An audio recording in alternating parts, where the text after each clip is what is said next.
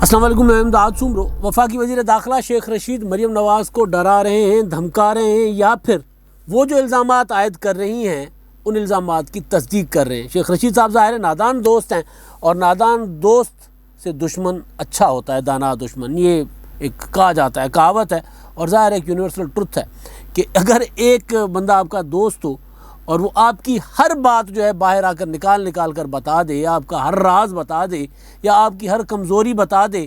تو پھر اس سے بہتر نہیں ہے کہ کوئی اچھا دشمن رکھ لے۔ شیخ رشید صاحب ہمیشہ یہ کرتے آئے ہیں۔ شیخ رشید صاحب کے لیے عمران خان صاحب نے کہا تھا کہ جی میں تو ان کو چپڑاسی بھی نہ رکھوں، مگر وزیر اطلاعات رکھ لیا، وزیر اطلاعات کہہ رہا ہوں، وزیر ریلوے رکھ دیا، پھر وزیر داخلہ، اتنی اہم وزارت،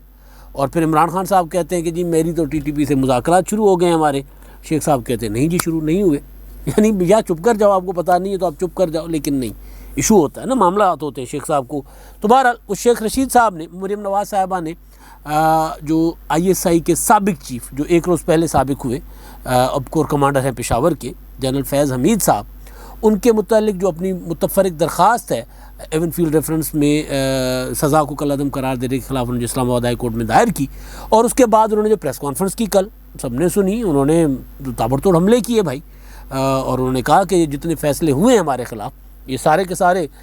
جنرل فیض حمید صاحب نے ججز پر دباؤ ڈال کر، اور پھر انہوں نے وہ شوکت عزیز صدیقی، جسٹس شوکت عزیز صدیقی صاحب جو ہے ریٹائرڈ تو نہیں، برطرف کر دیے گئے ان الزامات کی وجہ سے، ان کا حلفیہ بیان جو انہوں نے اپنی پٹیشن میں سپریم کورٹ میں دائر کیا اس کو ساتھ رکھا، اور پھر ساتھ انہوں نے یہ بھی کہا کہ جی اب ان کو تو آرمی چیف نہیں ہونا چاہیے، ان کو آرمی چیف ہونا سوال تھا کہ جی اب کیا اب ان کو سنا ہے کہ وہ ان کو کور دی گئی ہے پشاور کی، تو اس کے بعد وہ آرمی چیف کے لیے کوالیفائی کریں گے۔ انہوں نے کہا کہ یہ تو پھر آئین کے ساتھ، آئین کے، قانون کے، اور قوم کے منہ پہ تماچا ہوگا کہ جس شخص کا احتساب ہونا چاہیے اس کو اور بڑا عہدہ دے دو، تو یہ اس طرح کا انہوں نے بیان دیا تھا۔ اب شیخ رشید صاحب جو ہیں انہوں نے کہا ہے کہ مریم نواز خونی قسم کے بیانات دے رہی ہیں فوج کے خلاف۔ اب ظاہر ہے مریم نواز صاحبہ نے کہا کہ جی میں ایک شخص کے خلاف بات کر رہی ہوں، میں ادارے کے خلاف بات نہیں کر رہی، بار بار وہ وضاحت کرتے آئے، ٹھیک ہے، مطلب ایک ظاہر ہے یہ پاکستان جیسے ملک میں اس طرح کھل کر بات کرنا اور پھر وہ بات ہضم ہونا، یہ سمجھ نہیں آتا، لیکن اس سے آگے بڑھ جاتے ہیں شیخ رشید صاحب۔ شیخ رشید صاحب یہ کہتے ہیں کہ جناب یہ فوج کے خلاف اس لیے کیا جا رہا ہے کیونکہ فوج جمہوریت کے ساتھ کھڑی ہے، اور چلیں یہ بھی بات ٹھیک ہے، لیکن جلد یا بدیر کوئی ان کو ان مسائل سے گزرنا پڑے گا۔ آج جہاں یہ کھڑے ہیں اس کی ذمہ دار یہی محترمہ ہیں، اور جب یہاں سیاست سے فارغ ہوں گے تو اس کی ذمہ دار بھی مریم نواز ہوں گی۔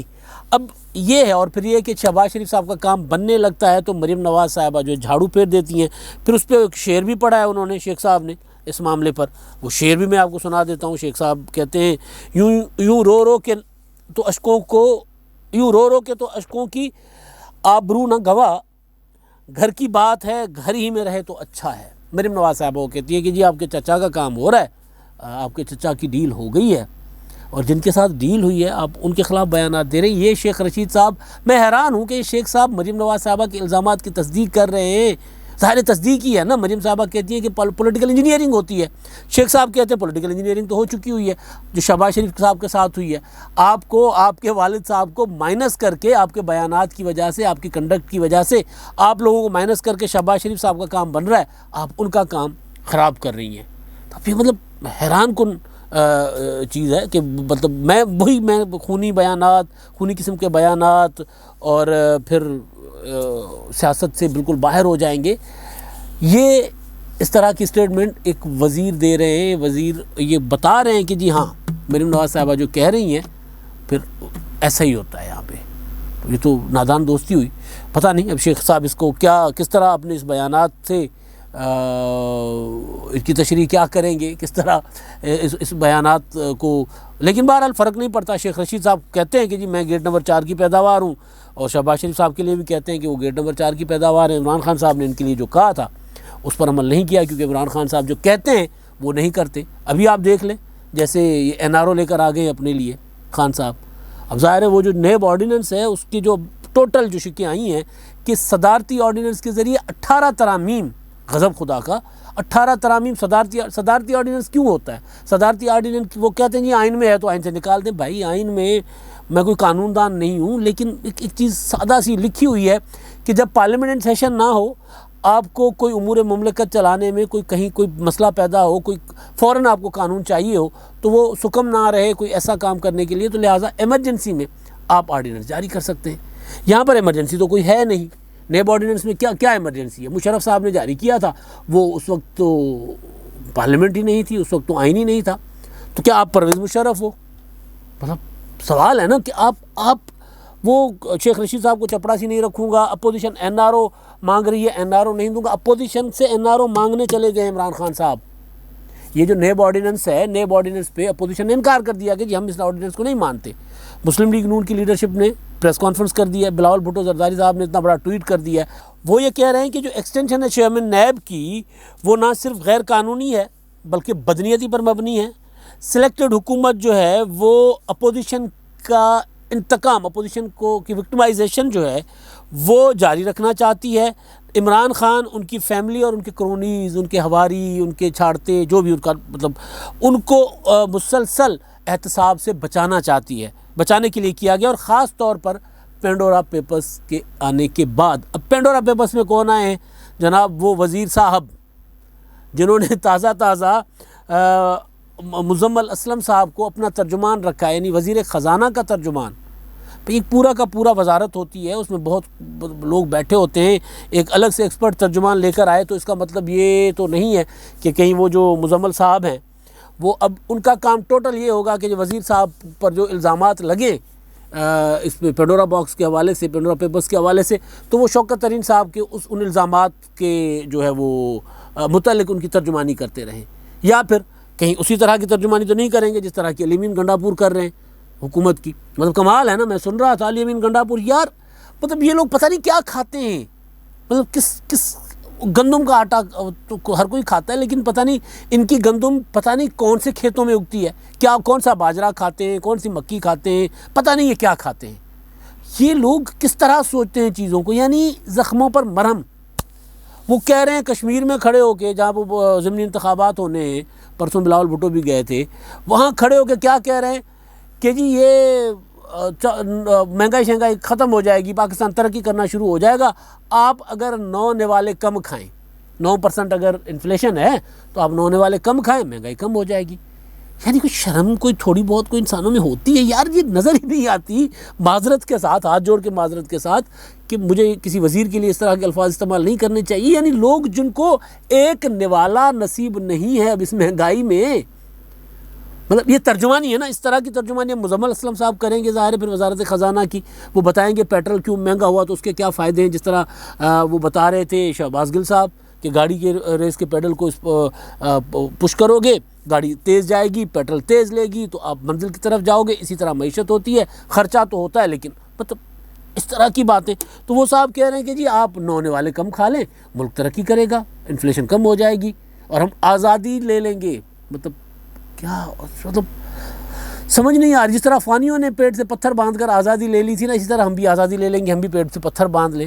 تو یار جنہوں نے پہلے ہی پیٹ سے پتھر باندھا ہوا ہو وہ کہاں سے آزادی لے، مطلب وہ کیا اور کریں، وہ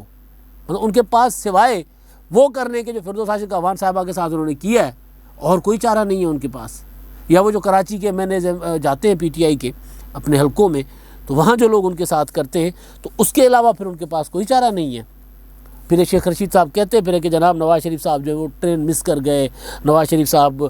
کا وقت جو ہے وہ گزر گیا ہے، اور مسلم لیگ نون کا بھی جو مریم نواز صاحبہ کر رہی ہیں تو ان کا وقت گزر جائے گا۔ پھر ان کا وقت گزرے گا نہیں، لوگ پھر ان کے وقت کو یاد کر رہے ہیں۔ پھر آپ جو مرضی کہتے رہیں کہ خونی بیان ہیں، خونی قسم کے بیانات ہیں، اس کا خمیازہ بھگتنا پڑے گا، اس کے نتائج ہوں گے، جو مرضی کہتے پھر لوگ تو یہ دیکھ رہے ہیں کہ بھائی اس وقت ہمیں کوئی یہ مشورہ نہیں دے رہا تھا کہ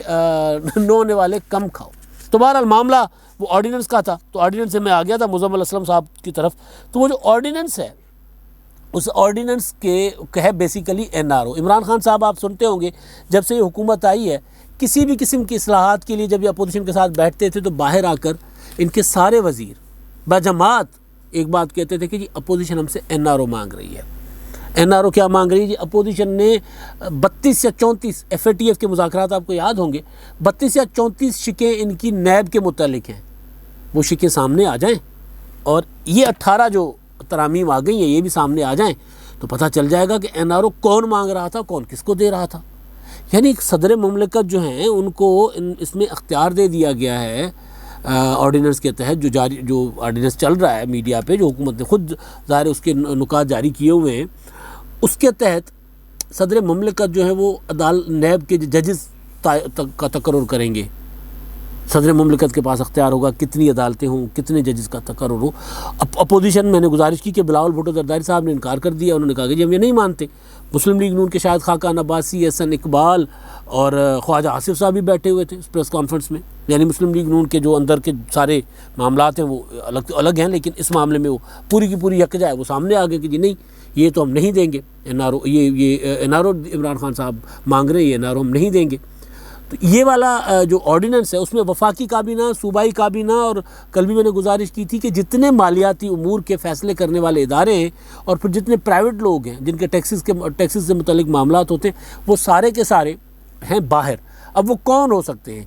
میں نے کل بھی کہا تھا پیپلز پارٹی نواز شریف صاحب کے پہلے دور سے احتساب بھگتتی آ رہی ہے، میاں نواز شریف صاحب پیپلز پارٹی کے دوسرے دور سے، کیونکہ اس کے بعد وہ آئے تھے، یعنی بینظیر بھٹو شہید کے جو دوسرا دور تھا اس سے احتساب بھگتتے آ رہے، جو بھی تھا احتساب مشرف کے زمانے میں یہ دونوں جماعتیں بھگتتی آ رہی ہیں، عمران خان صاحب کے زمانے میں بھگتتے آ رہے ہیں، اب تو باری ہے عمران خان صاحب کی۔ اب وہ جو کہہ رہے تھے نا کہ این آر او نہیں دوں گا، این آر او نہیں دوں گا، بیسیکلی اس کا الٹا مطلب لینا چاہیے تھا، اور میں کئی بار کہہ چکا ہوں کہ عمران خان صاحب جو کہتے ہیں بات اس کے برعکس ہوتی ہے پیچھے۔ اب وفاقی کابینہ اور تمام کے تمام مالیاتی ادارے، وفاقی اور صوبائی کابینہ مالیاتی ادارے تمام کے تمام وہ نیب کی پہنچ سے دور ہوں گے، جیسے دوائی جو ہے نا بچوں کی پہنچ سے دور رکھی جاتی ہے نا، اسی طرح ان کو نیب کی پہنچ سے دور رکھا گیا ہے، کیونکہ اب احتساب کی باری ہے عمران خان صاحب کی 3 سال گزرنے کے بعد۔ ظاہر ہے پہلے سال تو کوئی کسی کا احتساب نہیں کر سکتا نا۔ کے پی کے میں وزیر اعظم عمران خان صاحب نے ایک اپنا احتساب کا ادارہ بنایا تھا شروع میں ہی، بہت سیانے تھے، مسلم لیگ نون کی حکومت تھی نا، تو مسلم لیگ نون کی حکومت تھی کہ کہیں احتساب جو ادھر نہ چلا جائے، تب ظاہر ہے نیب آپ کو پتہ ہے حکومتوں کے کنٹرول میں تو رہتا ہی ہے، تو احتساب کہیں ادھر نہ چلا جائے نیب کا، تو انہوں نے اپنا ہی ایک ادارہ بنا کے صوبے کی معاملات جو ہیں باہر کر دیے تھے نیب کی پہنچ سے۔ تو پھر جب حکومت آخری وقت میں آئی، جب احتساب کے لیے ایون اپنے احتساب کے اس ادارے نے، صوبائی احتساب کے ادارے نے سوال جواب پوچھنا شروع کر دیا تو اس کو بھی ختم کر دیا، اس کو بھی توڑ دیا۔ اب یہ بیسیکلی نیب کو ختم کریں، عمران خان صاحب جو کہہ رہے تھے نا یہ چاہتے ہیں کہ احتساب نہ ہو، یہ نیب کو ختم کرنا چاہتے ہیں، اصل میں عمران خان صاحب نے خود وہی کیا کہ شیخ رشید کو میں چپڑاسی بھی نہ رکھوں تو شیخ رشید صاحب کو رکھ دیا وزیر اعظم، اور این آر او نہیں دوں گا تو این آر او اپوزیشن کو نہیں دینے کی بات تھی کہ اپوزیشن کو نہیں دوں گا، لیکن خود کو دے دیا ہے۔ اب عمران خان صاحب کی اپنی حکومت سے کوئی وہ احتساب نہیں ہوگا، یعنی جو یہ آرڈیننس اگر قانون بن جاتا ہے تو اس کا مطلب ہے کہ پھر یہ جو عمران خان صاحب کی حکومت میں چینی، آٹا، گندم، دالیں، گھی، پیٹرولیم، ادویات، کتنے اسکینڈلس ہیں، اتنے بڑے کھربوں روپے کے اسکینڈلس ہیں، وہ سارے کے سارے احتساب کے بغیر چلے جائیں گے۔ پاکستان میں احتساب کا ایک منصفانہ نظام ہونا چاہیے، یہ نیب والا احتساب کوئی نہیں ہے۔ میں اس نیب کے احتساب کے تحت میں نہیں سمجھتا کہ عمران خان صاحب کا جو احتساب ہوگا وہ ٹھیک ہوگا، ایک منصفانہ نظام چاہیے، لیکن مسئلہ یہ ہے کہ عمران خان صاحب وہ احتساب بھی منصفانہ نظام بھی نہیں لانا چاہتے۔ جب منصفانہ نظام پر سنجیدہ بحث ہوتی ہے، سنجیدہ بات ہوتی ہے، تو کپتان صاحب اٹھ کر کہتے ہیں این آر او مانگ رہے ہیں، این آر او مانگ رہے ہیں۔ تو یہ والا معاملہ اب صاف نظر آ رہا ہے کہ عمران خان صاحب این آر او مانگ رہے ہیں، اور مریم نواز صاحبہ پہلے ہی کہہ چکی ہوئی ہیں کہ ہم تو احتساب بھگت چکے ہیں، آپ کی باری ہے اور اب ہم آپ کو بھاگنے نہیں دیں گے۔ شیخ رشید صاحب جتنے مرضی مشورے دیں مریم نواز صاحبہ کو، جتنا مرضی کہہ لیں، لیکن ایک پولیٹیکل پارٹی ہے مسلم لیگ نون، ظاہر ہے، اور شیخ رشید صاحب تو حکومت کے ترجمان ہیں، کسی اور ادارے کے ترجمان نہیں ہیں، تو ان کی ترجمانی وہ پتہ نہیں ترجمانی کر رہے ہیں، اس ادارے کے ساتھ دشمنی کر رہے ہیں کہ اس الزام لگا ہے، عدالت میں پٹیشن گئی ہے اور آپ باہر بیٹھ کر تصدیق کر رہے ہیں کہ ہاں جی ایسا ہوتا ہے۔ تو شیخ صاحب گھر کی بات گھر میں رہنے دیں، اب تک کے لیے اتنا ہی، اللہ حافظ۔